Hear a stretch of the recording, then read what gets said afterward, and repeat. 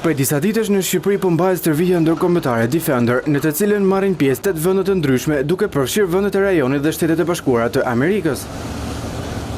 Në stërvitjen shumëkombëshe Defender 25 marrin pjesë forcat detare, forcat toksore dhe forcat ajrore. Këto njësi të forcave të armatosura zbarkuan në Durrës për të improvizuar një incident në det. Klan News ndoqi nga afër një operacion për neutralizimin e një anije të dyshuar, e cila kishte hyrë në ujëra territoriale pa leje. Ajo pikas nga 2 anije të forcave detare amerikane, të cilët e shoqëruan derisa mbërritën përforcime nga ajri. Nga helikopterët të zbritën forcat e armatosura, të cilët hyn menjëherë në brendësitë e anijes.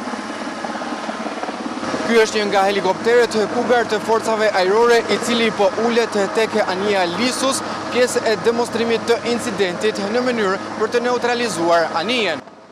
Pas tyrë në anije mbërriti një grup nga regjimenti i operacioneve speciale. E gjithë aksioni u monitorua nga një dron bajraktar. Komandanti i forcave detare, nën Admiral Adnan Agastra, tha se ky improvizim synon testimin e kapacitetit reagues dhe bashkëpunimin ndërkombëtar. Ne angazhohemi jo vetëm për monitorim dhe kontrollin e linjave të komunikimit, por edhe për kontrollin e anijeve të dyshuara.